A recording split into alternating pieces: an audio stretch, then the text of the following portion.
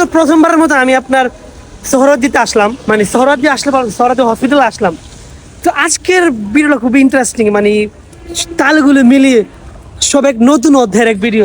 তো আজকে আমার সাথে দেখতে পাচ্ছেন আমার সজ্জিবাজের বড় ভাই এই আলামিন ভাই, উনি শহীদ সোহরাওয়ার্দী মেডিকেল।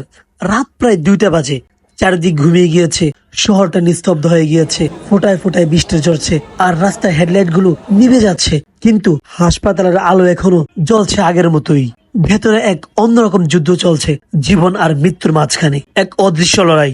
হাসপাতালের করিডোরে গুমোট এক নীরবতা, তবুও মাঝে মাঝে ভেঙে পড়ে কান্নার আওয়াজ।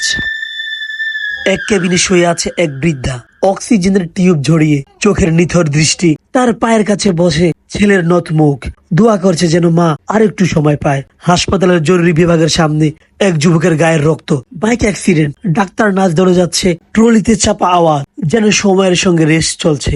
একদিকে চিকিৎসা চলছে, অন্যদিকে এক পরিবারের চিৎকার, আমার বাবা আর নেই, কেউ বলছে আমার মা আর নেই, কেউ বলছে আমার আত্মীয় স্বজন আর নেই।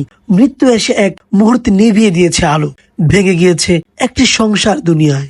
এক ছোট্ট শিশুর মুখে অক্সিজেন মাস্ক, তার পাশে ক্লান্ত মা, চোখে ঘুম নেই, কেবল প্রার্থনা। তবুও এই নিস্তব্ধ রাতেই জেগে আছে কিছু ফেরেশতা, সাদা আর প্রায়নে। এই সোহরাওয়ার্দী যেন রাতের শহীদ মিনার, যেখানে প্রতিদিন প্রাণ দেয় কেউ, আবার কেউ ফিরে পায় নতুন জীবন। এখানে রাত মানে বিশ্রাম নয়, এখানে রাত মানে লড়াই, জীবনের জন্য, ভালোবাসার জন্য। হঠাৎ আমার বুকের ভেতরটা কেমন যেন ভার হয়ে উঠলো।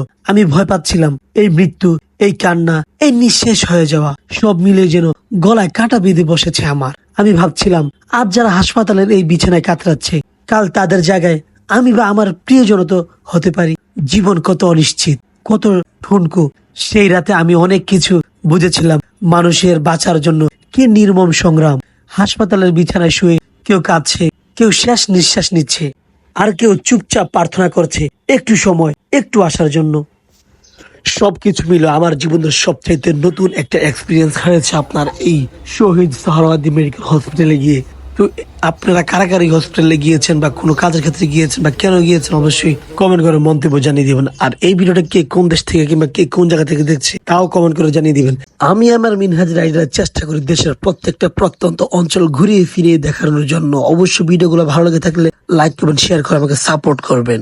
দেশ হতে দেশ দেশান্তর আমি যেভাবে আপনাদেরকে ঘুরিয়ে ফিরিয়ে প্রত্যেকটা স্থানের স্পোর্ট বিশ্লেষণ সহকারে বলার চেষ্টা করি, অন্যরা কিভাবে বলে কিনা আমি জানি না। ভাই আমার পেরে কোনো ইনকাম নেই, শুধু আপনাদের ভালোবাসা আমি পেতে চাই, এতটুকু আমার সবথেকে বড় চাওয়া পাওয়া। শুধু ভিডিওগুলো শেয়ার করবেন আর আপনারা ঘরের মধ্যে বসে বসে আমার ভিডিওগুলো আপনারা দেখবেন।